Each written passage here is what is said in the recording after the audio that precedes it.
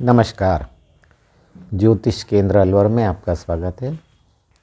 मैं एस्ट्रोलॉजर संजीव आज आपको वर्ग कन्या राशि के जातक जातिकाओं का आने वाला वर्ष 2025 कैसा रहेगा, इस बारे में आपसे इस वीडियो में चर्चा करेंगे।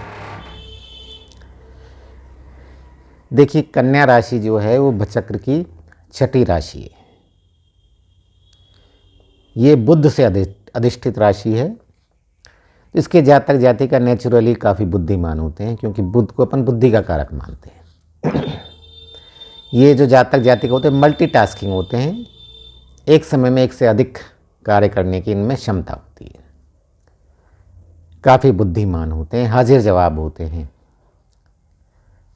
चलिए अब चलते हैं अपन आगे। कन्या राशि का वर्गों का वार्षिक राशिफल। देखिए, अपने जो ये वीडियोज़ हैं इसे आप चंद्र राशि से भी देख सकते हैं और लगन से भी देख सकते हैं। चंद्र राशि से अभिप्राय है कि आपका चंद्रमा कुंडली में जिस राशि में है वही आपकी चंद्र राशि है, और लगन का अभिप्राय तो है जो पहले नंबर का भाव है वो लगन भाव है। तो आप दोनों से ही देख सकते हैं इन्हें। देखिए, अपन ने जो ये वार्षिक वीडियो बनाए हैं इसमें अपन ने मंद गति से चलने वाले जो ग्रह हैं उनका ज़्यादा प्रभाव लिया है। ग्रह तीव्र गति से भी चलने वाले हैं और मंद गति से भी चलने वाले। तो तीव्र गति से जो चलने वाले ग्रह हैं उनका सीमित प्रभाव होता है, वो ज़्यादातर मासिक राशिफल में उनका प्रभाव लिया जाता है। देखिए, सूर्य की बात करें तो सूर्य 30 दिन में राशि परिवर्तन कर लेता है। चंद्रमा तो 2.5 दिन में ही परिवर्तन कर लेता है राशि। मंगल को 40 से 45 दिन लगते हैं एक राशि में। बुध और शुक्र कुंडली में आपने देखा वो सूर्य के आसपास ही रहते हैं, या तो सूर्य से एक घर आगे या एक घर पीछे या सूर्य के साथ। तो इनको भी वही 28 से 30 दिन लगते हैं एक राशि परिवर्तन करने में। बृहस्पति ये मंद गति से चलने वाला ग्रह है। ये एक राशि में कम से कम 12 से 13 महीने रहता है, फिर राशि परिवर्तन करता है। इसी प्रकार शनि तो बहुत ही मंद गति से चलता है, वो एक राशि में कम से कम 2.5 साल अर्थात 30 महीने रहता है। और जो नोडल ग्रह राहु केतु वो 18 महीने तक रहते हैं एक राशि में।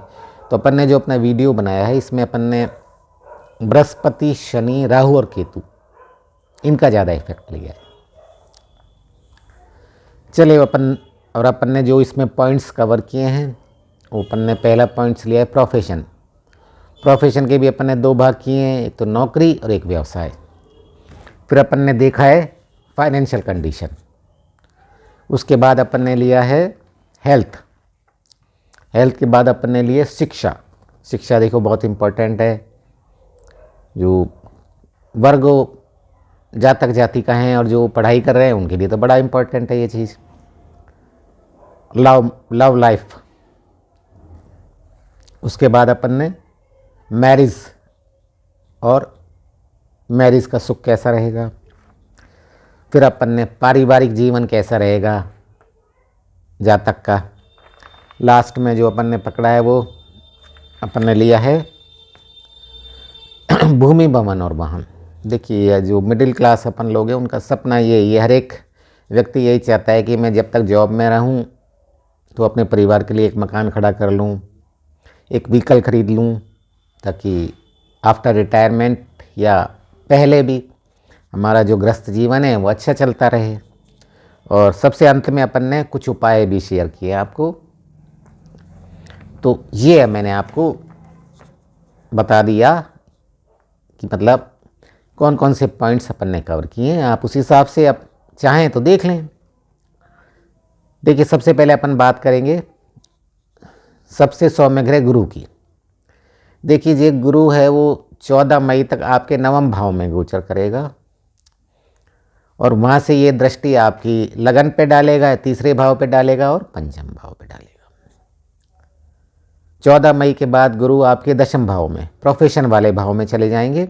उससे पहले आपके भाग्य भाव में थे, 9वें भाव में। वहाँ से बृहस्पति की दृष्टि आपके 2रे भाव धन भाव पे, 4th भाव सुख भाव पे और 6ठा भाव नौकरी वाले भाव पे। इसका दृष्टि रहेगी। इसी प्रकार अपन नौकरी के कारक ग्रह शनि को देखें तो शनि 29 मार्च तक आपके छठे भाव में, छठा भाव नौकरी का भाव है और सातवां भाव प्रोफेशन का भाव है, तो 29 मार्च तक ये आपके छठे भाव में गोचर करेंगे। वहाँ से इनकी दृष्टि आपके अष्टम भाव, द्वादश भाव और तीसरे भाव पर रहेगी। 29 मार्च के बाद शनि आपके सप्तम भाव में गोचर करेंगे। सप्तम भाव आपके व्यापार का भाव है, आपके पार्टनरशिप का भाव है, आपके स्पाउस का भाव है। वहाँ से इनकी दृष्टि आपके नवम भाव पे रहेगी, लगन पे रहेगी और चतुर्थ भाव पे रहेगी। अपन नोडल ग्रह की बात करें राहु केतु की, तो राहु मई तक आपके सप्तम भाव में रहेंगे और उसके बाद ये आपके छठे भाव में चले जाएंगे। इसी प्रकार केतु, जब राहु सप्तम भाव में रहेगा तो केतु उससे सातवें भाव में रहता है, तो केतु आपकी लगन में रहेगा। और जब राहु छठे भाव में चले जाएंगे मई में, तो फिर केतु आपके द्वादश भाव में रहेगा। ये देखिए, ये जो मंद गति से चलने वाले ग्रहों का गोचर है। अपन बात करेंगे सबसे पहले प्रोफेशन की। प्रोफेशन में भी नौकरी, देखिए नौकरी की बात करें तो नौकरी में आपको सामान्य से बेहतर परिणाम प्राप्त होंगे, क्योंकि देखिए थोड़े बहुत राहु के कारण मई से प्रॉब्लम हो सकती है, अदरवाइज नौकरी में आपको अच्छे परिणाम प्राप्त होंगे। देखिए नौकरी के कारक ग्रह अपन शनि की बात करें तो शनि 29 मार्च तक आपके छठे भाव में गोचर करेंगे। छठा भाव नौकरी का भाव है और आपके कंपटीशन का भाव है। तो देखिए नौकरी का कारक नौकरी के भाव में गोचर कर रहा है, बहुत बढ़िया। तो आपको ये शनि बहुत ही अनुकूल परिणाम देगा नौकरी में। देखिए शनि का फंडा है, ये मेहनत अधिक कराता है, तो आपको देखिए मेहनत तो अधिक करनी पड़ेगी, परंतु मेहनत के अनुरूप ही आपको नौकरी में परिणाम प्राप्त होंगे। आपको वेतन वृद्धि, पदोन्नति के बराबर लाभ प्राप्त होते रहेंगे। जो आपके सीनियर्स है वो आपके कार्य की प्रशंसा करेंगे। यदि देखिए आप इस पीरियड में जॉब चेंज करना चाहते हैं तो उसके लिए भी अच्छा समय, आप बेटरमेंट के लिए जॉब भी चेंज कर सकते हैं। देखिए मई तक देखें तो अपन कोई भी छठे भाव पर नकारात्मक प्रभाव नहीं है, क्योंकि देखिए मई में राहु सप्तम से आपके छठे भाव पर आएगा, तो मई तक तो कोई भी बैड इफेक्ट नहीं है आपके नौकरी वाले भाव पर। परंतु देखिए उसके पश्चात राहु आ जाएगा छठे भाव में, तभी आपको नौकरी के संबंध में थोड़ी परेशानी देता रहेगा। राहु क्या केयर फ्री बना देगा, आप नौकरी में केयर फ्री हो जाएंगे तो आपको परेशानी खड़ी होगी। केयर फ्री कम अभिप्राय, आप काम पे ध्यान नहीं देंगे तो आपका सीनियर भी आपसे नाराज़ हो जाएंगे और आप काम भी समय पर पूरा नहीं कर पाएंगे। देखिए ये थोड़ी बहुत प्रॉब्लम आपको राहु दे सकता है। परंतु देखिए गुरु 14 मई के बाद आपके दशम भाव में, प्रोफेशन वाले भाव में चला गया, वहाँ से दृष्टि आपके छठे भाव पे डाल रहा है। तो मतलब नौकरी वाला भाव भी और छठा भाव भी और दशम भाव दोनों ही पे इसका प्रभाव आ रहा है बृहस्पति का। तो देखिए बृहस्पति जहाँ दृष्टि डालता है, बृहस्पति की दृष्टि तो अमृत समान है। राहु आपको परेशान अवश्य करेगा, परंतु गुरुदेव बृहस्पति की कृपा से आपके व्यवधान धीरे धीरे दूर होते रहेंगे और नौकरी में आप बहुत बढ़िया प्रोग्रेस करेंगे, बहुत अच्छे आप रिजल्ट्स देंगे। बस थोड़ा सा आप अपने आप पे कंट्रोल करें, केयर फ्री ना बने और आप पूर्ण डेडिकेशन से काम करेंगे तो शनि और बृहस्पति दोनों ही आपको सपोर्ट करेंगे और नौकरी में आप ऊंचाइयां छूंगे। इसी तरह अपन व्यापार की बात करते हैं तो व्यापार में भी आपको मिक्स्ड रिजल्ट्स मिलेंगे, अच्छे भी मिलेंगे तो बुरे भी मिलेंगे। देखिए दशम भाव की बात करें अपन तो दशम भाव पर किसी भी नकारात्मक ग्रह का प्रभाव नहीं है, परंतु देखिए राहु है मई के बाद, ये मई तक तो ये आपके सप्तम भाव में गोचर कर रहा है। तो सप्तम भाव जैसा कि मैंने आपको बताया ये आपके इसका व्यवसाय का भाव है, पार्टनरशिप का भाव है। तो ये आपको व्यवसाय में भी व्यवधान देता रहेगा। और यदि आप पार्टनरशिप व्यवसाय करते हैं तो उसमें भी आपको व्यवधान देगा ये। अब देखिए 14 मई के बाद बृहस्पति आपके दशम भाव में गोचर करेंगे। तब ये बृहस्पति आपके जो व्यवसाय की स्थिति संभालने का प्रयास करेगा। देखिए आप सबसे बड़ा तो आप ये काम करें, जो जिस चीज़ का भी आप व्यापार कर रहे हैं उसमें जो सीनियर्स हैं, जो पुराने लोग हैं, पुराने अनुभवी लोग, उनकी सलाह आप लेते रहें। उनकी सलाह से आप व्यापार को आगे बढ़ाने का काम करें, तब तो आपको अच्छे परिणाम मिलते रहेंगे। क्योंकि बृहस्पति को अपन ज्योतिष में देवताओं के गुरु का दर्जा प्राप्त है, तो बृहस्पति को अपन ने ऐसा माना है वृद्ध सीनियर आदमी है, तो आपको व्यापार में अच्छे परिणाम मिलते रहेंगे। दूसरी तरफ देखें तो 29 मार्च तक तो शनि आपके छठे भाव में चले गए, फिर वो आपके सप्तम भाव में चले गए। तो देखिए शनि भी व्यापार में धीमापन दे सकता है। साथ ही देखें तो मई के पश्चात राहु का भी सप्तम भाव पे वो जो इफेक्ट है वो समाप्त हो जाएगा। राहु भी छठे भाव में आ जाएगा। देखिए हालांकि शनि की कृपा से जो आपका व्यापार है उसमें धीमापन तो अवश्य होगा, परंतु देखिए शनि क्या है, जो भी देगा प्रोग्रेस धीमी देगा पर सॉलिड देगा, स्थायी प्रोग्रेस देगा। और देखिए जैसा कि मैंने आपको कहा, वरिष्ठों और आप जो स्पेशलिस्ट हैं उनका मार्गदर्शन लेते रहेंगे तो व्यापार में अच्छी प्रोग्रेस होगी और व्यापार आपका निरंतर प्रगति करता रहेगा और आपको अच्छा लाभ मिलेगा। अब फाइनेंशियल कंडीशन को देखें अपन, तो देखिए फाइनेंशियल कंडीशन भी आपकी काफ़ी उत्तम रहेगी और आपको मेहनत के अनुरूप आपकी आर्थिक स्थिति अच्छी बनेगी।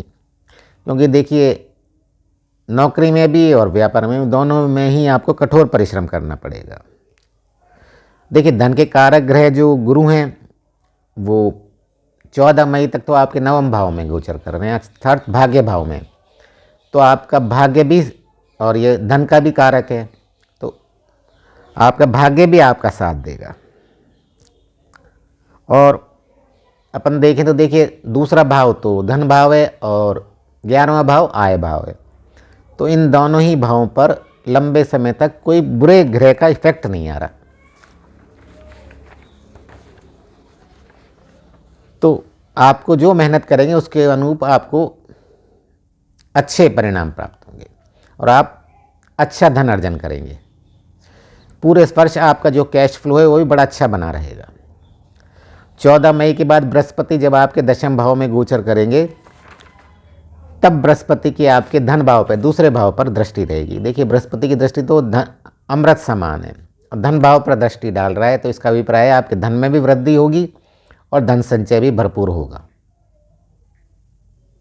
और आपके जो धनेश है शुक्र, उसका भी वर्ष पर्यंत आपकी कुंडली में अनुकूल गोचर रहेगा, जिससे आपका जो आर्थिक पक्ष है वो मजबूत बनेगा। कुल मिला के अपन देखें तो फाइनेंशियल कंडीशन काफ़ी बेहतर रहेगी इस वर्ष आपकी। हेल्थ की बात करते हैं अपन। देखिए हेल्थ वर्ष के प्रारंभ में प्रतिकूल रहेगा, क्योंकि देखिए मई तक तो राहु केतु का आपकी लगन पर इफेक्ट रहेगा। लगन क्या है?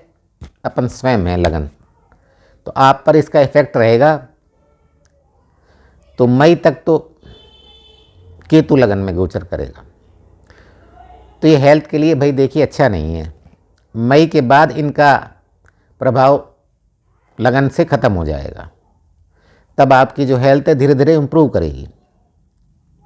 परंतु 29 मार्च के बाद शनि सप्तम भाव में गोचर करेंगे, तो सप्तम भाव से शनि लगन पर दृष्टि डालेंगे।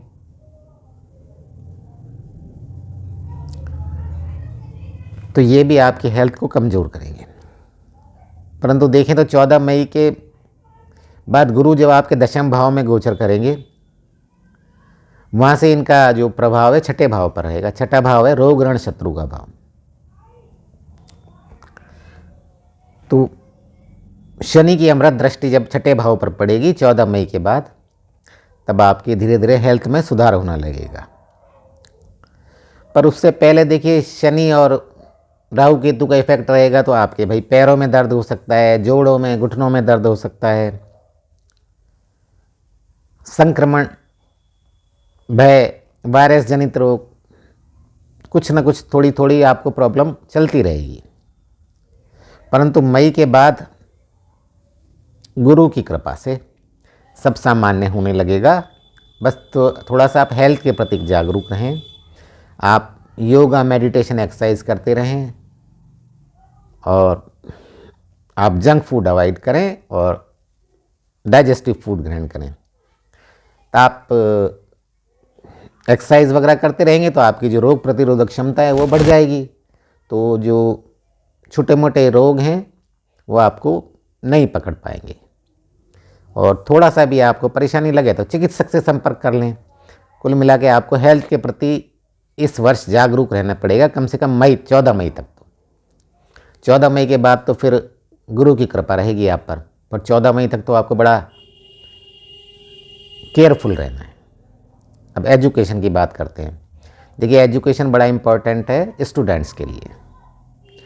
तो शिक्षा के क्षेत्र में तो आपको काफ़ी उत्तम परिणाम मिलने वाले हैं। देखिए, जो आपका पंचम भाव है विद्या बुद्धि वाला, उस पर किसी भी ग्रह के नेगेटिव इफेक्ट नहीं आ रहे और कोई आपकी शिक्षा में व्यवधान नहीं आने वाला है। तो आप तो मेहनत करेंगे तो मेहनत के अनुरूप ही आपको एजुकेशन में परिणाम प्राप्त होंगे, सफलता प्राप्त होगी। साल के प्रारंभ से 14 मई तक गुरु का नवम भाव पे गोचर है, नवम भाव से पंचम भाव पर दृष्टि है। तो देखिए 14 मई तक तो एजुकेशन की दृष्टि से, अपन के उच्च शिक्षा की दृष्टि से बहुत ही अच्छा समय है, बहुत ही अनुकूल समय है। जो जातक जातिका ग्रेजुएट हो गए वो पीजी करना चाह रहे हैं, या कोई ने इंजीनियरिंग कर ली वो मैनेजमेंट करना चाह रहा है, मतलब हायर एजुकेशन लेना चाह रहा है, तो 14 मई तक का तो बहुत ही बढ़िया समय प्रोफेशनल एजुकेशन के लिए। तो आप मेहनत करें, आपकी मेहनत रंग लाएगी, बड़े ही उत्तम परिणाम प्राप्त होंगे। देखिए, उच्च शिक्षा के जो जिज्ञासु हैं, छात्र छात्राएं, उनके लिए बड़ा ही अनुकूल गोचर है। परंतु इसके अलावा जो अन्य बच्चे हैं वो भी अपनी मेहनत के अनुरूप परिणाम प्राप्त करेंगे, क्योंकि पंचमेश शनि है, वो बिना मेहनत के कुछ नहीं देगा। वो आपसे हार्ड वर्क करवाएगा, तभी आपको सफलता दिलाएगा। क्योंकि शनि है न्याय के देवता, वो कभी भी आपको ऐसे ही कुछ हाथ में नहीं पकड़ा देंगे। तो आपको मेहनत करनी है, मेहनत करेंगे तो शनि की कृपा से आपको उत्तम परिणाम प्राप्त होंगे एजुकेशन में। लव लाइफ, देखिए लव लाइफ के बारे में बात करें तो इसमें भी आपको मिक्स्ड रिजल्ट्स मिलेंगे। पंचमेश शनि है, वो 29 मार्च तक छठे भाव में गोचर करेंगे। पंचमेश का छठे भाव में जाना, छठा भाव 6, 8, 12 त्रिक भाव में वहाँ जाना अच्छा नहीं माना जाता इसे। परंतु देखिए शनि क्रूर ग्रह है, तो त्रिशिडाय भाव में क्रूर ग्रह अच्छे फल देते हैं। त्रिशिडाय भाव से अभिप्राय है तीसरा, छठा और 11वां भाव, तो ये आपके छठे भाव में गोचर करेगा, तो शनि अच्छे फल देगा, तो ये अच्छे फल दे सकते हैं। 29 मार्च के बाद पंचमेश शनि छठे से आपके 7वें भाव में चले जाएंगे। पंचमेश का सप्तम भाव में जाने का अभिप्राय है कि आप यदि प्रेम विवाह करने वाले हैं तो शनि आपकी भरपूर मदद करेगा, अर्थात प्रेम आपका सच्चा होना चाहिए। यदि आप टाइम पास करने को प्रेम कर रहे हैं तो शनि आपकी कोई मदद नहीं करेगा, क्योंकि शनि तो न्याय का देवता है। ट्रू लवर के को शनि बहुत हेल्प करेगा और शादी के लिए उत्तम समय है। आप लव मैरिज करेंगे तो उसमें भी आपको सफलता मिलेगी। 14 मई तक गुरु आपके नवम भाव में गोचर कर रहा है, तो गुरु की भी दृष्टि पंचम भाव पर है, तो प्रेम में आपको काफ़ी अनुकूल परिणाम प्राप्त होंगे। और प्रेम का कारक शुक्र है, उसका भी पूरे वर्ष आपके कुंडली में अनुकूल गोचर है। कुल मिलाकर जो सच्चे प्रेमी प्रेमिका हैं उनके लिए तो सफलता रहेगी, और टाइम पास जो कर रहे हैं उनके लिए नुकसान रहेगा। इसी तरह अपन विवाह और वैवाहिक सुख के बारे में बात करें तो देखिए, जो जातक जातिका विवाह योग्य हैं, विवाह योग्य उम्र हो गई है उनकी और वो विवाह सीरियसली विवाह करना चाहते हैं, तो 14 मई तक का जो समय है वो अपेक्षाकृत ज़्यादा बेहतर रहेगा। क्योंकि देखिए शनि अप्रैल में आएगा सप्तम भाव में और 14 मई तक गुरु नवम भाव में, वहाँ से तीसरे और पाँचवें भाव पर दृष्टि डाल रहा है। तो 14 मई तक का समय विवाह के लिए बहुत अनुकूल है। पंचमेश शनि का सप्तम भाव में गोचर, और तो इससे क्या होगा, इनका सबका इफेक्ट ये रहेगा कि आपको योग्य वर मिलेगा और उसका स्वभाव भी बड़ा ही रिलीजियस स्वभाव का होगा, बड़ा अच्छा मिलेगा। क्योंकि शनि भी अच्छा इफेक्ट देगा और बृहस्पति तो है ही अच्छा इफेक्ट देने वाला। तो आपको जो भी पार्टनर मिलेगा अपना, वो काफ़ी रिलीजियस होगा और काफ़ी योग्य होगा, पढ़ा लिखा। मई के बाद गुरु फिर आपके दशम भाव में चले जाएंगे। उसके पश्चात जो प्रपोजल्स हैं उनमें कमी आ सकती है। इसी प्रकार वैवाहिक जीवन के बारे में बात करें तो उसमें भी मिले जुले परिणाम प्राप्त होंगे। क्योंकि देखिए मई तक राहु आपके सप्तम भाव में गोचर करेंगे, तो राहु केतु प्रभावित करेगा आपको सप्तम भाव को, और मई के बाद इन दोनों का प्रभाव सप्तम भाव पर ख़त्म हो रहा है, जिससे जो आपस में पति पत्नी में गलतफहमियां, जो छोटी छोटी नोक झोंक चलती रहेगी, वो दूर होने लगेगी। परंतु देखिए शनि है वो 29 मार्च के बाद वो सप्तम भाव में आ जाएगा, तो शनि भी थोड़ी बहुत अपने हिसाब की परेशानी दे सकता है। ये देखिए शनि अहम का टकराव हो सकता है, आप दोनों में गलतफहमी पैदा कर सकता है, कोऑर्डिनेशन का अभाव हो सकता है। तो थोड़ा सा आप वाणी पर नियंत्रण रखें और अपनी पति पत्नी एक दूसरे से कोऑर्डिनेट करके चलें। देखिए आपको अच्छा कोऑर्डिनेशन रखेंगे, सच्चा प्रेम रखेंगे, शनि आपको कोई तकलीफ नहीं देने वाला है।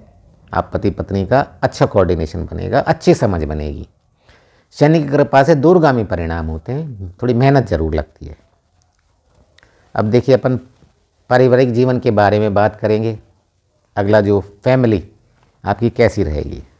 देखिए पारिवारिक सुख आपको भरपूर मिलने वाला है, क्योंकि देखिए द्वितीयेश जो शुक्र हैं उनका पूरे वर्ष आपकी कुंडली में काफ़ी अनुकूल गोचर रहने वाला है।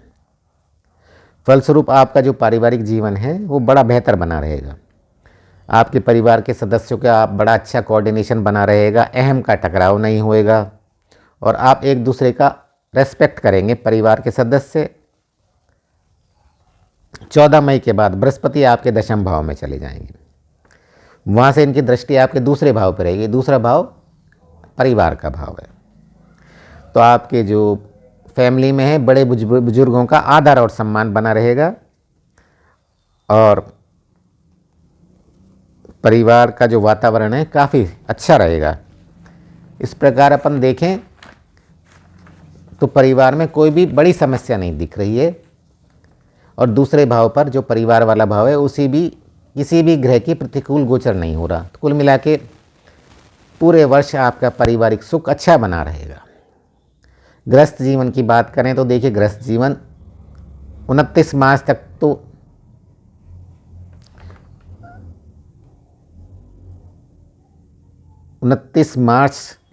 के बाद बृहस्पति जब दशम भाव में चले जाएंगे तब उनकी दृष्टि चौथे भाव पर रहेगी। ठीक है, तो 29 मार्च तक देखें तो कोई नकारात्मक प्रभाव नहीं है, क्योंकि 29 मार्च को शनि सप्तम भाव में आ जाएगा, वहाँ से ये आपके चतुर्थ भाव को देखेगा। और मई में 14 मई के बाद ये गुरु दशम भाव में आ जाएंगे, तब इसकी दृष्टि आपके चौथे भाव पर रहेगी। तो देखिए 29 मार्च तक तो गृहस्थ जीवन बड़ा बढ़िया बना रहेगा। 29 मार्च के बाद शनि थोड़ा बहुत परेशान कर सकता है। हालांकि जो गुरु है 14 मई के बाद गुरु आ जाएगा दशम में, तब गुरु राहत प्रदान करता रहेगा। परंतु देखिए शनि के कारण परिवार में कोई ना कोई परेशानी चलती रह सकती है। तो आप घरेलू मामले में बिल्कुल लापरवाही ना बरतें, फिजूल खर्चे से बचें, पति पत्नी एक दूसरे का सम्मान करें, कोऑर्डिनेशन बना के रखें, तो आपका जो गृहस्थ जीवन है वो भी बड़ा अच्छा बना रहेगा। अब देखिए लास्ट में अपन बात करते हैं भूमि भवन वाहन, लैंड बिल्डिंग और व्हीकल्स में। देखिए जो आपके चतुर्थेश गुरु हैं वो 14 मई तक नवम भाव में गोचर कर रहे हैं।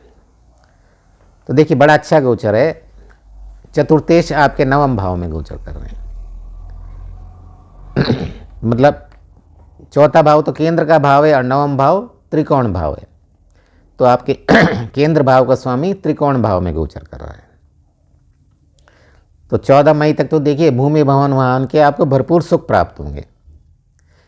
देखिए यदि आप कोई भूमि क्रय करना चाहते हैं, भवन क्रय करना चाहते हैं, तो आप 14 मई के मध्य तक कर लें, बड़ा अच्छा समय है। 29 मार्च के बाद चौथे भाव पर शनि का इफेक्ट भी आ जाएगा। देखिए शनि यहाँ दृष्टि डालता है, उसको उसके जो प्रभाव कारक तत्व हैं उनको धीमा कर देता है। तो देखिए शनि उसके बाद थोड़ा धीमापन आ सकता है। देखिए हालांकि देखें तो 14 मई के बाद गुरु की दृष्टि आपके चतुर्थ भाव पर पड़ने लग जाएंगी। तो गुरु की दृष्टि अमृत समान है, तो गुरु जो शनि के बुरे इफेक्ट हैं उनको सुधार करेगा।